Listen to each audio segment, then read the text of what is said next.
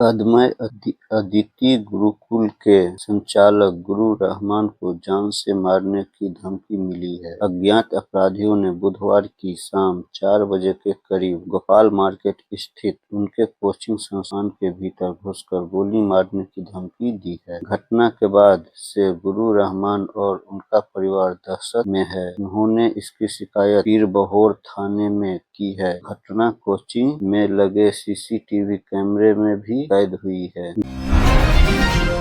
दिल्ली के रोहिणी स्थित बेगमपुर इलाके में मेन होल में गिरने से 30 वर्षीय युवक बिरजू कुमार की मौत हो गई। वह बिहार के समस्तीपुर जिले का रहने वाला था। गरीब परिवार से संबंध रखने वाला बिरजू कमाई के कुछ पैसे लेकर 4 से 5 दिनों में घर लौटने वाला था। घर पर उसकी बूढ़ी माँ, जवान पत्नी और 3 मासूम बच्चे बेसब्री से इंतजार कर रहे थे। मंगलवार को उसकी मौत की खबर जैसे ही आई, परिवार में कोहराम मच गया। यह घटना दिल्ली के रोहिणी सेक्टर 32 के महाशक्ति काली मंदिर के पास हुई। समस्तीपुर जिले में वारिस नगर प्रखंड अंतर्गत लखनपट्टी पंचायत के सादीपुर बथनाहा गांव का रहने वाला बिरजू कुमार दिल्ली में मजदूरी करके चंद पैसे कमा रहा था, ताकि 1000 किलोमीटर दूर बैठे उसके परिवार के लोग कम से कम 2 वक्त की रोटी खा सके। बचपन में ही बिरजू जब 10 साल का था, तभी उसके पिता का निधन हो गया था। उसके बाद मां ने ही बिरजू और उसकी बहन को मजदूरी कर पाल पोस कर जैसे तैसे बड़ा किया। बिरजू का पूरा बचपन मुफलिसी में गुजरा। बड़ा हुआ तो किशोर उम्र में ही घर की जिम्मेदारी अपने कंधों पर ले ली। घर के आसपास उसे ढंग का रोजगार नहीं मिला तो वह चंद पैसे कमाने प्रदेश चला गया। वह बीते 8 महीने से दिल्ली में सेटरिंग का काम कर रहा था। हाल ही में उसे कंपनी से कुछ पैसा मिला था। उसके बाद वो अपने साथियों के साथ बाजार गया और घर वालों के लिए नए कपड़े खरीद कर लाया।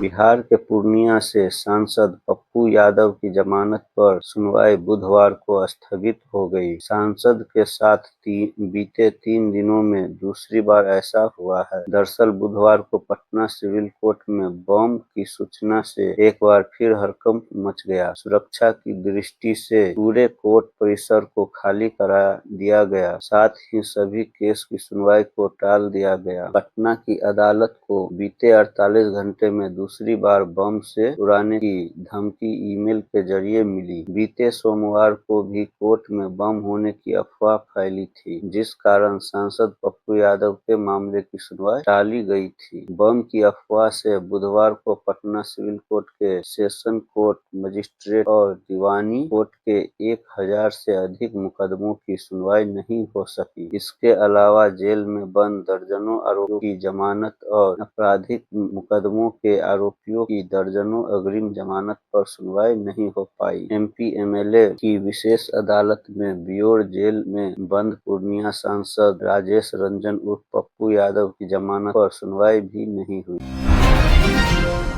बिहार के डिप्टी सीएम विजय सिन्हा ने राजधानी पटना में अवैध होर्डिंग और अवैध पार्किंग को हटाने कहा है। उन्होंने 24 घंटे के अंदर इन्हें हटाने का अल्टीमेटम दिया और कहा कि अगर ऐसा नहीं किया गया तो दोषियों के खिलाफ कार्रवाई की जाएगी। नगर विकास एवं आवास विभाग की समीक्षा बैठक में सिन्हा ने कहा कि अवैध होर्डिंग एवं पार्किंग के नाम पर चल रही माफियागिरी बर्दाश्त नहीं की जाएगी। बैठक के दौरान मंत्री ने विभागीय अधिकारियों से कहा कि हाई कोर्ट में लंबित मामलों को छोड़कर शेष सभी अवैध होर्डिंग 24 घंटे के भीतर हटा दिए जाएं। अवैध पार्किंग पूरी तरह बंद कर दी जाए। उन्होंने कहा कि इनकी वजह से राज्य सरकार को करोड़ों रुपए के राजस्व का नुकसान हो रहा है। इसमें जो भी व्यक्ति या समूह संलिप्त पाया जाएगा उसके खिलाफ कड़ी कानूनी कार्रवाई की जाएगी।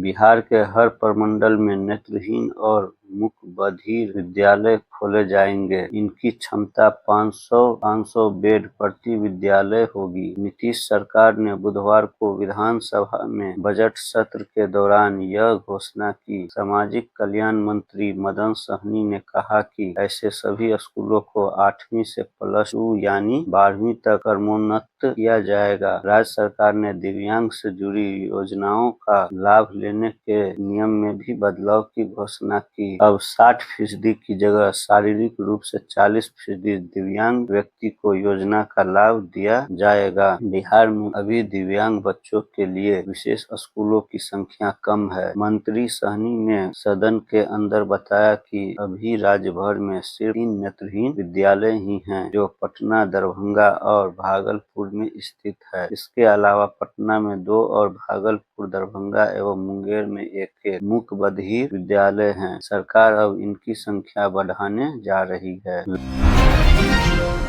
लालू एवं तेजस्वी यादव की पार्टी राष्ट्रीय जनता दल यानी आरजेडी ने बुधवार को मुख्यमंत्री नीतीश कुमार पर निशाना साधते हुए एक फेसबुक पोस्ट की। इस पर सियासी घमासान मच गया। आरजेडी ने नीतीश पर तंज कसते हुए जिंदा लाश और बेशर्म सीएम जैसे शब्दों का इस्तेमाल किया। नीतीश की पार्टी जनता दल यूनाइटेड यानी जेडीयू ने इस पर आपत्ति जताई और मां बाप कहकर आरजेडी पर निशाना साधने लगी। जेडीयू ने आरजेडी के इस पोस्ट का screenshot social media platform x पर शेयर करते हुए पलटवार किया। नीतीश की पार्टी ने लिखा, खुद को गलाकर बिहार में जान फूंक दिया, नर्क से निकाल सपनों का बिहार रच दिया। काश ऐसा लाश तुम्हारा बाप भी होता, कम से कम बिहार अपना अस्तित्व तो न होता। तुम्हारे माँ बाप तो जिंदा थे पर स्वार्थ की आग में उन्होंने बिहार जला दिया, खून चूसकर राज्य को जिंदा लाश बना दिया। जेडीयू ने इसके साथ 9वीं फेल लुटेरा हैशटैग भी लगाया।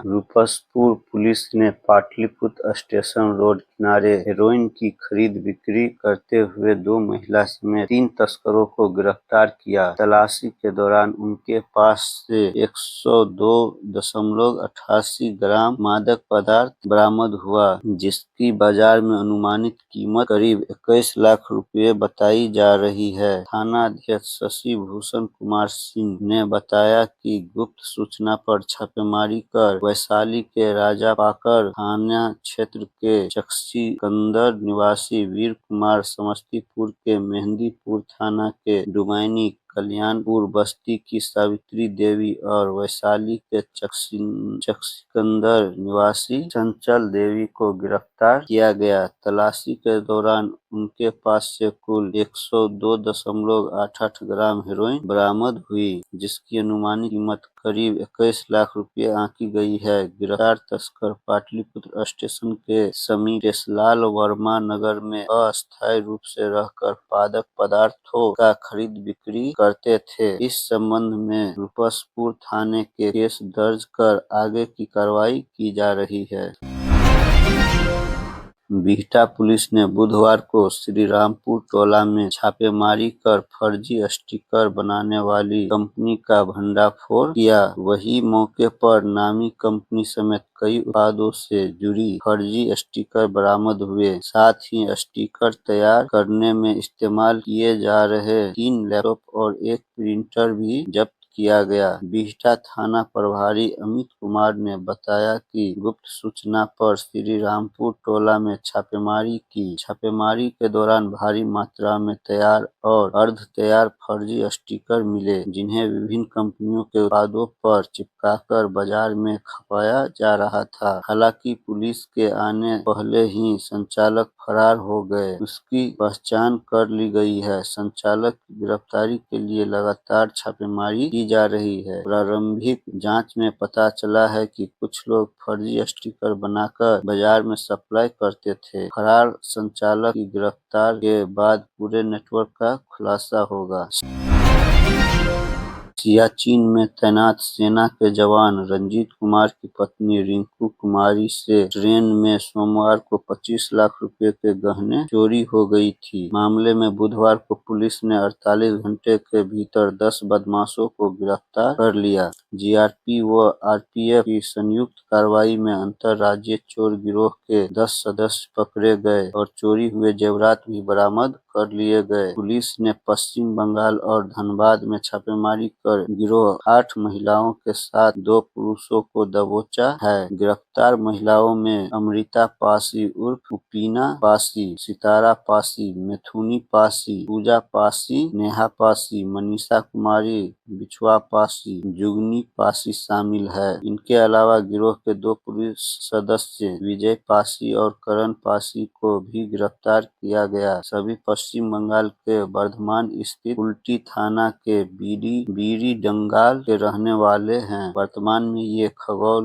लखर में ठिकाना बनाए हुए थे। सभी की उम्र 19 से 30 वर्ष के बीच है। ये मुजफ्फरपुर, हाजीपुर, पटना जंक्शन, किऊल सहित अन्य जिलों में चोरी के मामलों में पहले भी जेल जा चुके हैं। पुलिस के मुताबिक यह गिरोह ट्रेनों में चोरी करने के बाद आभूषणों को बेचने के लिए दूसरे राज्यों में भेज देता था, जिससे बरामदगी कठिन हो जाती थी। इस घटना के बाद रेल पुलिस अधीक्षक पटना अनंत कुमार राय के निर्देश पर रेल पुलिस उपाधीक्षक दानापुर कंचन राज के नेतृत्व में एसआईटी का गठन किया गया था। रेल पुलिस उपाधीक्षक ने बताया कि 8 फरवरी को रघुरामपुर दानापुर निवासी सेना के जवान रंजीत कुमार की पत्नी रिंकू कुमारी बक्सर में एक शादी समारोह में शामिल होने के लिए अपने परिवार के 9 सदस्यों के साथ दानापुर स्टेशन के प्लेटफॉर्म संख्या 3 पर विभूति एक्सप्रेस पकड़ने पहुंची थी।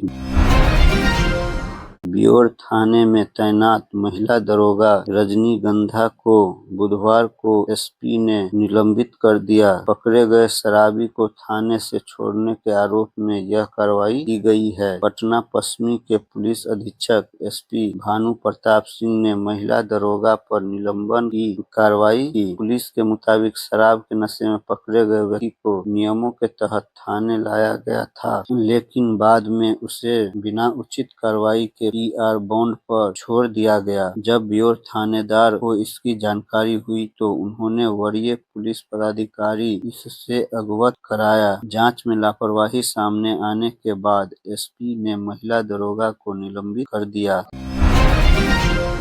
मुजफ्फरपुर सदर थाना क्षेत्र के सुस्ता में आभूषण दुकान से 10 लाख के गहनों की लूट मामले में दुकानदार धर्मेंद्र कुमार शाह के बयान पर बुधवार को एफआईआर दर्ज की गई। पुलिस अब सीसीटीवी फुटेज और जेल से छूटे अपराधियों के रिकॉर्ड खंगालकर बदमाशों तक पहुंचने की कोशिश कर रही है। मामले में 2 संदिग्धों को हिरासत में लेकर पुलिस उनसे गुप्त जगह पर पूछताछ कर रही है। वही घटना के दूसरे दिन पुलिस टीम बदमाशों के आने और भागने की दिशा में लगे सीसीटीवी कैमरों को खंगालने में जुटी रही। इसके अलावा हाल में जेल से जमानत पर छूटे लुटेरों के संबंध भी जानकारी जुटाई जा रही है। हालांकि देर रात जांच में पुलिस को कोई ठोस सुराग हाथ नहीं लग सका, जिससे वारदात में शामिल बदमाशों की पहचान की जा सके। स्वास्थ्य विभाग के परियोजना निदेशक सुमित कुमार ने बुधवार को श्री कृष्ण मेडिकल कॉलेज व अस्पताल एसकेएमसीएच और सदर अस्पताल का निरीक्षण किया। एसकेएमसीएच में उन्होंने अधीक्षक डॉक्टर महेश प्रसाद, आचार्य प्रोफेसर कुमारी विभा, मेडिसिन विभाग के अध्यक्ष डॉक्टर अमित कुमार और नोडल अफसर डॉक्टर सीके दास के साथ बैठक की। इस दौरान उन्होंने एचआईवी रोगियों को खोजने के लिए जांच बढ़ाने व उनका सही से इलाज करने का निर्देश दिया। एचआईवी पीड़ित महिलाओं के ऑपरेशन की संख्या भी बढ़ाने को कहा। इसके बाद परियोजना निदेशक ने माइक्रोबायोलॉजी लैब को भी देखा। एआरटी सेंटर का जायजा लेने के बाद उन्हें इसे दूसरी जगह शिफ्ट कराने को कहा। यह सेंटर अभी काफी जर्जर हाल में है। उन्होंने दवा के बारे में भी जानकारी ली। इसके अलावा ब्लड बैंक का भी निरीक्षण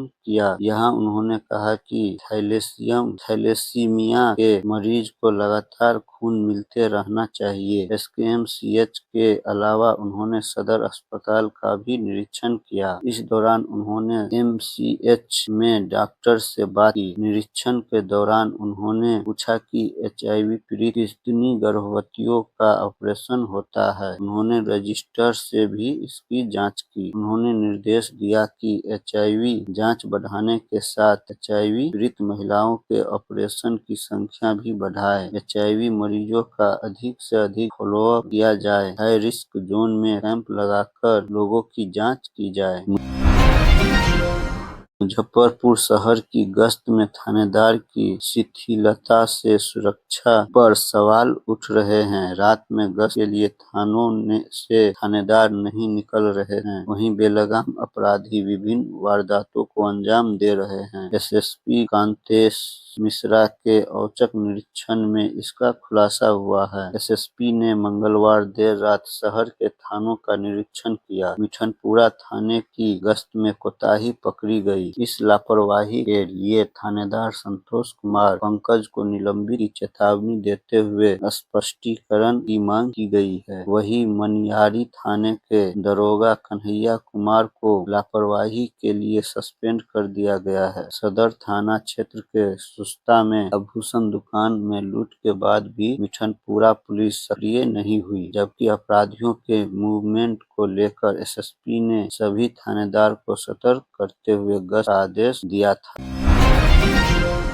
एमआईटी में 2 छात्रों के बीच हुई मारपीट में दोषी छात्रों पर ब्लड डॉट और जुर्माने लगाया जाएगा। कॉलेज प्रशासन इसकी तैयारी कर रहा है। अनुशासन समिति में 6 छात्रों पर कार्रवाई की तैयारी की जा रही है। छात्रों पर 25,000 रुपये का जुर्माना लगाया जाएगा। कार्रवाई की जद में आने वाले एक छात्र पर दूसरी बार ब्लैक डॉट लगाने की तैयारी है। मामले में बुधवार को अनुशासन समिति की बैठक भी हुई। इसमें प्राचार्य, सभी विभागाध्यक्ष और एमआईटी के अधिकारी शामिल हुए। बैठक में तय किया गया कि मामले में दोषी छात्रों पर कड़ी कार्रवाई की जाएगी। बैठक में छात्रों पर जुर्माना और ब्लैक डॉट लगाने की बात भी सामने आई। हालांकि एमआईटी प्रशासन की ओर से छात्रों पर होने वाली कार्रवाई की आधिकारिक सूचना जारी नहीं की गई है। प्राचार्य प्रोफेसर मिथिलेश कुमार झा ने बताया कि मामले में कार्रवाई की प्रक्रिया चल रही है। विज्ञान प्रौद्योगिकी विभाग के नियम के तहत छात्रों पर कार्रवाई होगी। बता दें कि एमआईटी में बीते 16 जनवरी को 2 छात्रों के बीच मारपीट की घटना हुई थी। इसके बाद पीड़ित छात्र ने एआईसीटीई में रैंकिंग की शिकायत की थी। शिकायत आने के बाद एआईसीटीई ने एमआईटी प्रशासन को इस मामले में कार्रवाई का निर्देश दिया था। एमआईटी प्रशासन ने इस घटना को रैंकिंग की बजाय अनुशासनहीनता का मामला माना। इसके बाद मामले को अनुशासन समिति के भेजा गया। मामले में छात्र के माता-पिता को बुलाकर बातचीत की जा चुकी है।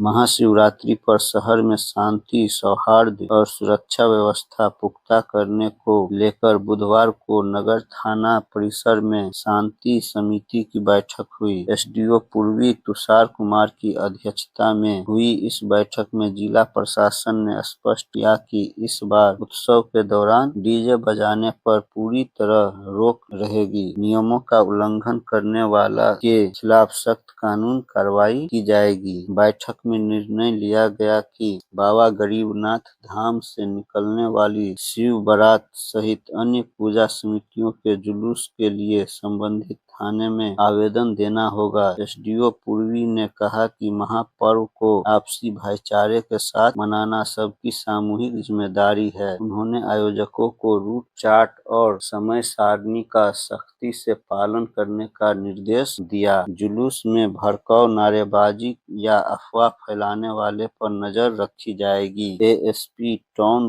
वन सुरेश कुमार ने बताया कि संवेदनशील इलाकों में अतिरिक्त पुलिस बल की तैनाती की जाएगी। मोबाइल पेट्रोलिंग के साथ साथ सीसीटीवी से हर गतिविधि की मॉनिटरिंग होगी। असामाजिक तत्वों पर नजर रखने को सादे लिबास में पुलिस बल तैनात रहेंगे। ड्रोन कैमरा से जुलूस व झांकी की निगरानी की जाएगी। बैठक में श्रद्धालुओं की भीड़ पर नियंत्रण, ट्रैफिक मैनेजमेंट, निर्बाध बिजली आपूर्ति, शुद्ध पेयजल और साफ सफाई पर चर्चा हुई। बाबा गरीबनाथ मंदिर के प्रधान पुजारी विनय पाठक सहित शांति समिति के सदस्यों ने प्रशासन को पूर्ण सहयोग का भरोसा दिलाया। बैठक में नगर थाना प्रभारी अनुज कुमार, गाजी मोहम्मदपुर थानेदार नवलेश कुमार आजाद, जिला शांति समिति के सदस्य सहित अन्य मौजूद थे।